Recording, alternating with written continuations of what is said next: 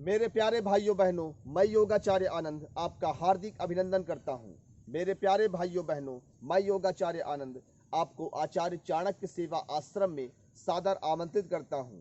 मेरे प्यारे भाइयों बहनों, आप आचार्य चाणक्य सेवा आश्रम में अवश्य आइए, अवश्य जुड़िए और हमारे विभिन्न प्रकार के सेवा प्रकल्पों में हमारा साथ दीजिए और स्वयं भी उसका लाभ प्राप्त करिए। मेरे प्यारे भाइयों बहनों, आचार्य चाणक्य सेवा आश्रम में पर्यावरण संरक्षण, वृक्षारोपण, गौ संरक्षण के साथ साथ नदी संरक्षण, योग साधना का कार्य किया जाता है।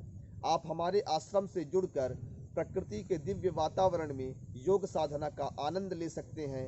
पर्वत, गुफाओं, पठारों, नदियों के बीच आप योग साधना का आनंद लीजिए और अपने जीवन में योग को अपनाइए। हमारे यहाँ 3 दिन की साधना शिविर चलाई जाती है, जिसमें आप सादर आमंत्रित हैं। मेरे प्यारे भाइयों बहनों, आचार्य चाणक्य सेवा आश्रम के द्वारा गीता ज्ञान का उपदेश किया जा रहा है।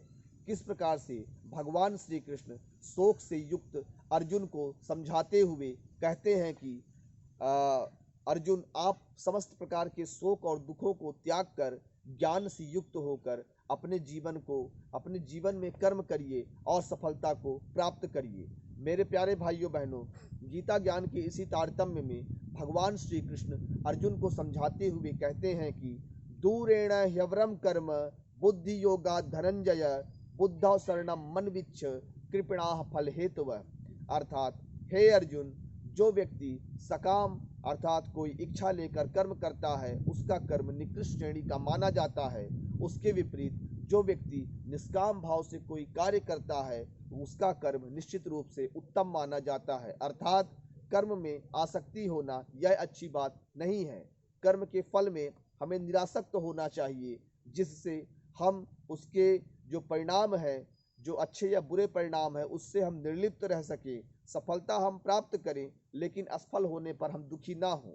यह तभी संभव है जब हम निष्काम कर्म योग का आश्रय लेंगे।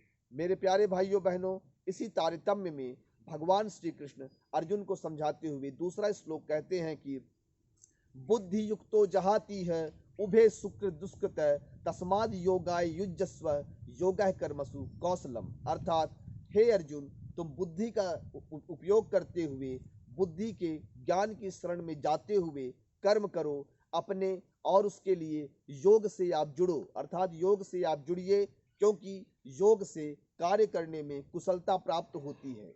जो व्यक्ति योगाभ्यास करता है उसके कार्य में हमेशा कुशलता होती है। इसलिए हे अर्जुन, आपको योग से युक्त होकर समस्त कर्म करने चाहिए। अर्थात हम सभी अपने जीवन में अर्जुन की तरह ही हैं। अर्थात हमारे पास कोई लक्ष्य है, लेकिन हम में कोई दुविधा है, कोई उलझन है, तो उससे निकलने के लिए हमें योग पर आश्रित होकर अपने जीवन में कर्म करना होगा। मेरे प्यारे भाइयों बहनों, योग को हम अपने जीवन में अपनाएं, गीता ज्ञान को हम अपने जीवन में अपनाएं, और इसके साथ ही जब हम कोई कर्म करेंगे तो निश्चय ही हमारा परम कल्याण सुनिश्चित होगा। एक बार फिर से मैं आप सभी भाई बहनों को सादर आमंत्रित करता हूं कि आप आचार्य चाणक्य सेवा आश्रम में अवश्य पधारिए और हमारे साथ जुड़कर योग साधना, प्रकृति के दिव्य वातावरण में आनंद लीजिए। मेरे प्यारे भाइयों बहनों, मैं पूरा विश्वास दिलाता हूं कि आपको अत्यंत हर्ष होगा जिस दिन आप हमारे यहाँ आएंगे। मेरे प्यारे भाइयों बहनों, इसी के साथ योगाचार्य आनंद को दीजिए इजाजत। जय हिंद, जय भारत।